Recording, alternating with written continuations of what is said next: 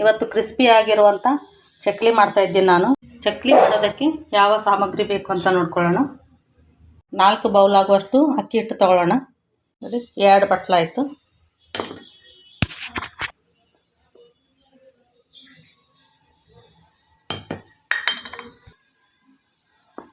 ನೋಡಿ ಈ ಥರ 4 ಬಟ್ಲನ್ನು ನಾನು ಅಕ್ಕಿ ಹಿಟ್ಟು ತೊಗೊಂಡಿದ್ದೀನಿ.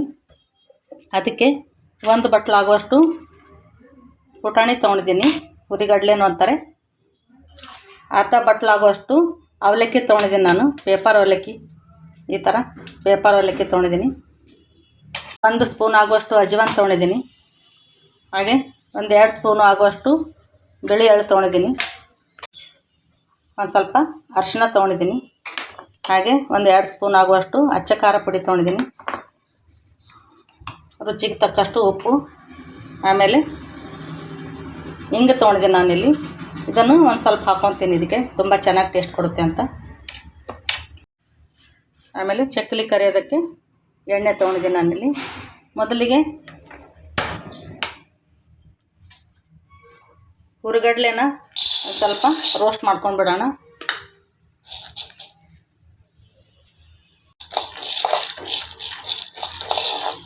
ನೋಡಿ ಇದು ಇವಾಗ ಆಗಿದೆ, ತಕ್ಕೊಂಡ್ಬಿಡೋಣ.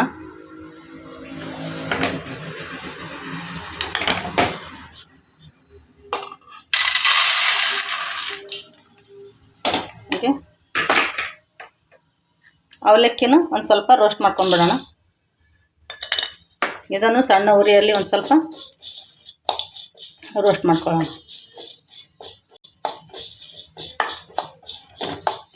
ಈ ಥರ ರೋಸ್ಟ್ ಮಾಡೋದ್ರಿಂದ ಚಕ್ಲಿ ತುಂಬ ಕ್ರಿಸ್ಪಿಯಾಗಿ ಬರುತ್ತೆ. ಇದನ್ನು ಮಿಕ್ಸಿ ಜಾರಿಗೆ ಹಾಕಿ ಪೌಡ್ರ್ ಮಾಡ್ಕೊಳ್ಳೋಣ. ನೋಡಿ ಅವಲಕ್ಕಿ ಇಷ್ಟು ಸಣ್ಣಾಗಿ ಪೌಡರ್ ಆಗಿದೆ, ಇಷ್ಟಾದರೆ ಸಾಕು. ಇದನ್ನು ಮಿಕ್ಸಿ ಜಾರಿಗೆ ಹಾಕ್ಕೊಂಡು ಪೌಡ್ರ್ ಮಾಡ್ಕೊಳ್ಳೋಣ. ಹುರಿಗಡ್ಲೆನ ಈ ಥರ ಸಣ್ಣದಾಗಿ ಹುರಿಗಡ್ಲೆನೂ ಪೌಡ್ರ್ ಮಾಡ್ಕೊಂಡ್ಬಿಡೋಣ. ಅಕ್ಕಿ ಹಿಟ್ಟನ್ನು ಸ್ವಲ್ಪ ಬಿಸಿ ಮಾಡ್ಕೊಂಡ್ಬಿಡೋಣ.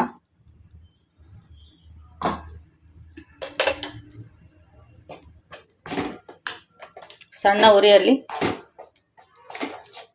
ಸ್ವಲ್ಪ ಬಿಸಿ ಮಾಡ್ಕೊಂಡ್ಬಿಡೋಣ.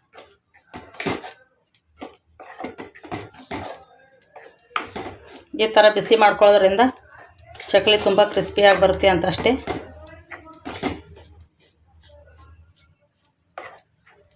ಕಲರ್ ಏನು ಚೇಂಜ್ ಆಗೋದು ಬೇಡ, ಇಷ್ಟೇ ಮಾಡಿದರೆ ಸಾಕು. ಗ್ಯಾಸ್ ಆಫ್ ಮಾಡ್ಕೊಂಡ್ಬಿಡೋಣ. ಇದನ್ನು ಸಾಣಿಸ್ಕೊಂಡ್ಬಿಡೋಣ. ಒಂದು ಜರಡಿ ಸಾಯದೆ ಅಂತ, ಸೊ ಇದನ್ನು ಜಾಣಿಸ್ಕೊಂಡ್ಬಿಡೋಣ. 4ಕ್ಕೆ 1ರಷ್ಟು ಹಾಕ್ತಾಯಿದ್ದೀನಿ ನಾನು. 1 ಕಪ್ಪು 1 ಬಟ್ಲು ಪುಟಾಣಿ ಹಿಟ್ಟು ಹಾಕ್ತಾಯಿದ್ದೀನಿ ನಾನು. ಇದೇ ಅಳತೆನಲ್ಲಿ ತೊಗೊಳ್ಳಿ, ಚೆನ್ನಾಗಾಗುತ್ತೆ. ಈ ಥರ ಇರೋದನ್ನು ಹಾಕೋದು ಬೇಡ, ತೆಕ್ಕೊಂಡ್ಬಿಡೋಣ. ಇದಕ್ಕೆ ಹುರಿದು ಪುಡಿ ಮಾಡಿರುವಂಥ ಅವಲಕ್ಕಿನ ಹಾಕ್ತಾಯಿದ್ದೀನಿ. ಇದಕ್ಕೆ 1 ಸ್ಪೂನ್ ಆಗುವಷ್ಟು ಉಪ್ಪನ್ನು ಹಾಕೊಳ್ಳೋಣ. 1/4 ಟೀ ಸ್ಪೂನಷ್ಟು ಅರಿಶಿನ ಹಾಕ್ಕೊಳ್ಳೋಣ.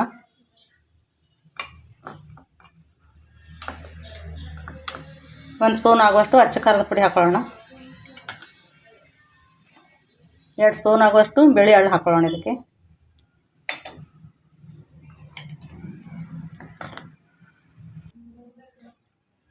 ಅಜ್ವಾನ್ ಹಾಕ್ಕೊಳ್ಳೋಣ. ಅಜ್ವಾನನ್ನು ಸ್ವಲ್ಪ ತಿಕ್ಕಿಬಿಟ್ಟು ಹಾಕ್ಕೊಳ್ಳೋಣ, ತುಂಬ ಚೆನ್ನಾಗಿ ಫ್ಲೇವರ್ ಬರುತ್ತೆ. ಈ ಥರ ಸ್ವಲ್ಪ ಉಜ್ಜಿಬಿಟ್ಟು ಇದಕ್ಕೆ ಹಾಕ್ಕೊಳ್ಳೋಣ.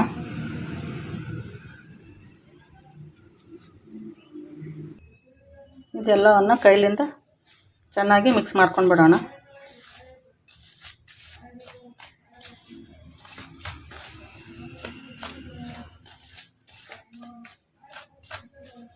ಕಾಯ್ದಕ್ಕೆ ಇಡೋಣ. ಒಂದು 4 ಸ್ಪೂನ್ ಆಗುವಷ್ಟು ತುಪ್ಪನ ಹಾಕೊಳ್ಳೋಣ. ಇದಕ್ಕೆ ತುಪ್ಪ ಹಾಕೋದ್ರಿಂದ ಚಕ್ಲಿಗೆ ಒಳ್ಳೆ ರುಚಿ ಕೊಡುತ್ತೆ. ನೀವು ಬೇಕಾದರೆ ತುಪ್ಪ ಬದಲಿ ಆಯಿಲ್ನೂ ಹಾಕ್ಕೋಬೋದು. ಸ್ವಲ್ಪ ಬಿಸಿ ಮಾಡಿ ಹಾಕ್ಕೊಳ್ಳೋಣ. ನೋಡಿ ತುಪ್ಪನೂ ಚೆನ್ನಾಗಿ ಬಿಸಿಯಾಗಿದೆ. ಇದನ್ನು ಹಾಕ್ಕೊಂಡು ಬಿಡೋಣ. ಈ ಥರ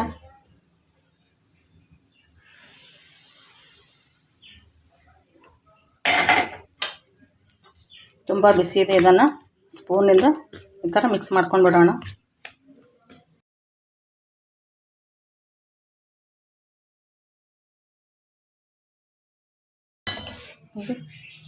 ಈ ಥರ ಎಲ್ಲ ಚೆನ್ನಾಗಿ ಈ ಥರ ಎಲ್ಲ ಕಡೆ ತುಪ್ಪ ಈ ಥರ ಎಲ್ಲ ಕಡೆ ಚೆನ್ನಾಗಿ ತಿಕ್ಕಿ ಥರ ಮಿಕ್ಸ್ ಮಾಡ್ಕೊಂಡ್ಬಿಡ್ಬೇಕು.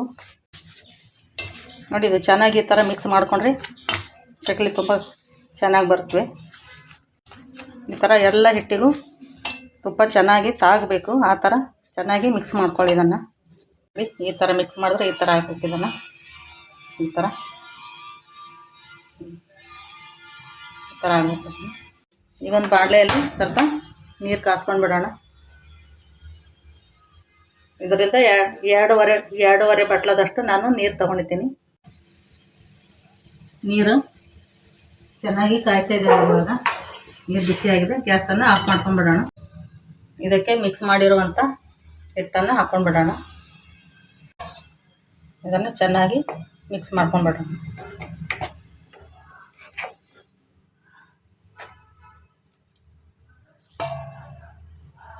ತುಂಬ ಬಿಸಿ ಇದೆ ಇದು.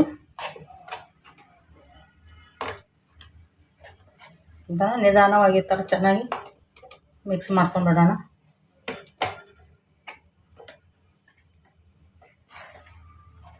ಹತ್ತು ನಿಮಿಷದನ್ನು ಈ ಥರ ಮುಚ್ಚಿಟ್ಬಿಡೋಣ. ನೋಡಿ, ಇವಾಗ ಎಣ್ಣೆ ಕಾಯೋದಕ್ಕೆ ಇಟ್ಬಿಡೋಣ. ಎಣ್ಣೆ ಕಾಯೋದಕ್ಕೆ ಹಾಕ್ಬಿಡೋಣ. ಕರಿಯೋದಕ್ಕೆ ಸನ್ಫ್ಲವರ್ ಆಯಿಲ್ ಹಾಕ್ಕೊಳ್ಳೋಣ. ಸ್ವಲ್ಪ ನೀರು ಹಾಕ್ಕೊಂಡು ಇದನ್ನು ಸ್ವಲ್ಪ ಗಟ್ಟಿಯಾಗಿ ಕಲಿಸ್ಕೊಂಡು ಬಿಡೋಣ. ಚಕ್ಲಿ ಹಾಕುವಾಗ ಕಟ್ಟಾಗುತ್ತವೆ. ನಾವು ಎಷ್ಟು ಚೆನ್ನಾಗಿ ನಾದ್ತೀವಿ ಎಷ್ಟು ಚೆನ್ನಾಗಿ ಬರುತ್ತೆ. ತುಂಬ ಮಿದುನೂ ಆಗಿರಬಾರ್ದು, ತುಂಬ ಗಟ್ಟಿನೂ ಆಗಬಾರ್ದು. ಇದು ಅಷ್ಟನ್ನು ಸ್ವಲ್ಪ ಗಟ್ಟಿಯಾಗಿ ನಾದ್ಕೊಳ್ಳೋಣ. ತುಂಬ ಸಾಫ್ಟಾಗಿ ನಾದಿದರೆ ಗರಿ ಗರಿಯಾಗಿ ಬರೋದಿಲ್ಲ. ನೋಡಿ, ಈ ಥರ ನಾದ್ಕೊಳ್ಳಿ. ಇದನ್ನು ನೋಡಿ, ಈ ಥರ ಸ್ಟಾರ್ ಶೇಪ್ ಇರುವಂಥ ಬೆಲ್ಲ ತೊಗೊಂಡಿದ್ದೆ ನಾನಿಲ್ಲಿ. ಇದಕ್ಕೆ ಒಂದು ಸ್ವಲ್ಪ ಆಯಿಲ್ ಹಚ್ಕೊಳ್ಳೋಣ.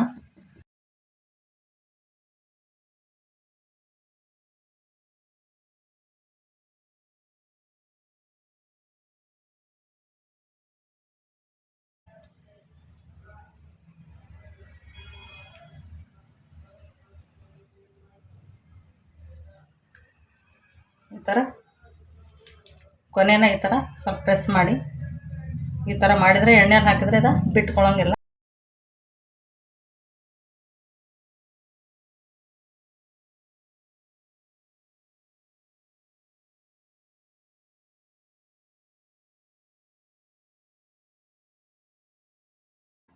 ನೋಡಿ, ಈ ಥರ ಎಲ್ಲ ಚಕ್ಲಿಗಳನ್ನು ಹಾಕ್ಕೊಂಡ್ಬಿಡಿ.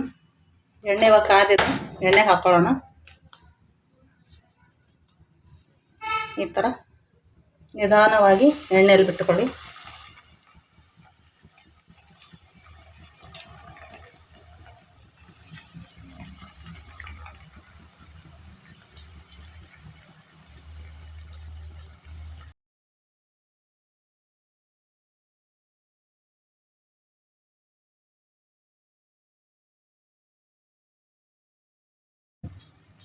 ನೋಡಿ, ಎಲ್ಲ ಗುಳ್ಳೆ ಬರೋದೆಲ್ಲ ಸ್ವಲ್ಪ ಕಡಿಮೆ ಆಗಿದೆ. ಇದು ಆಗಿದೆ ಅಂತ ಇದನ್ನು ಇವಾಗ ತೆಕ್ಕೊಂಡ್ಬಿಡೋಣ.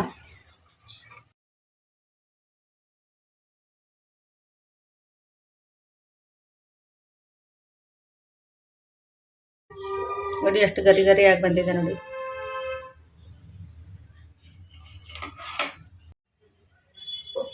ಇದೇ ಥರ ಎಲ್ಲ ಚಕ್ಲಿಗಳನ್ನು ಹಾಕೋತಾ ಇದ್ದೀನಿ.